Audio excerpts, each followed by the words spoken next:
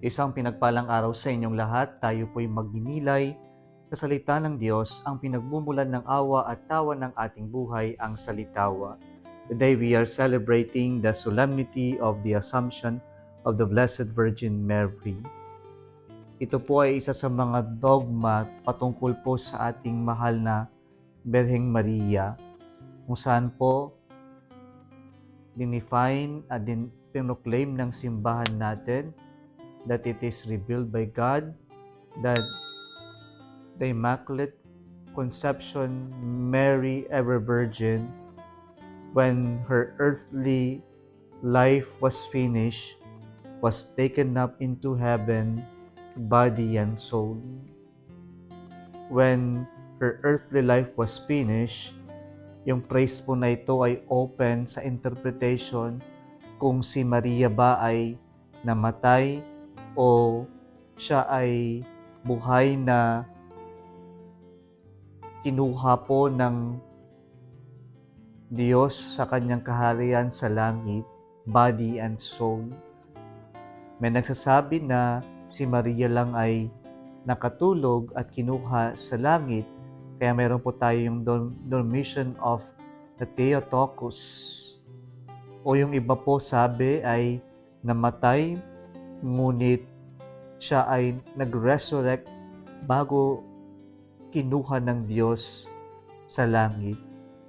Kahit ano pa man ang ating paniwalaan, ang mahalaga po, alam natin na ang mahal na Birheng Maria ay kapiling ngayon ng ating Diyos sa kanyang paghahari sa langit. At maaari po si Maria ay kinuha po body and soul sapagkat she is free from sin. Ibig sabihin po nun na si Maria, the Immaculate Conceived Virgin, was free from sin, and so her soul was not contaminated by any sin, original and personal. Kaya po hindi siya pwedeng makisalo sa consequences ng kasalanan, kasama na dito ang physical death. Pangalawang rason, Mary was taken up into heaven, body and soul, because she is the new covenant, Ark of the Covenant. The Lord prepared Mary from the very beginning to be the one who will bear the Son of God. She is the Theotokos, and so God will not allow the body who bore His Son, our Lord Jesus Christ, to undergo corruption. And so, with this kind of explanations, it is better to ask ourselves, what is this solemnity for us? This solemnity gives us first and foremost Mary to be the beginning and pattern of our being church.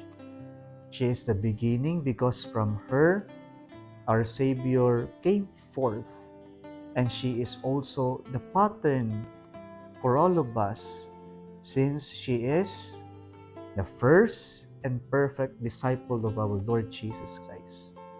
Kaya po, unang sa lahat, ibinigay sa atin ang mahal na Birheng Maria bilang modelo ng ating pagsunod at pagtugon sa paanyaya ng Diyos. Pangalawa po, si Maria ay sign of hope and comfort for all of us. And so, her assumption, which she received not on her own merit, but by the power of God, is not an abandonment, but it is actually an inspiration for all of us. Na si Maria ay naroon na kapiling ang kanyang anak, ang ating Diyos, and so mayroon tayong great intercessor na malapit sa Diyos, sa ating Panginoon. And so, she is a sign of hope and our comfort that like her, we would also reach heaven. Ang huli po, ang ating assumption po is actually a reminder for all of us that we are all made for heaven and we are all invited for this eternal marriage with God in heaven. And so our destination is always to be with God in heaven. Kung nagustuhan mo ang video na ito, huwag kalimutang mag-like, i-share at mag-subscribe sa Salitawa Facebook page and YouTube channel. Muli isang pinagpalang araw sa inyong lahat.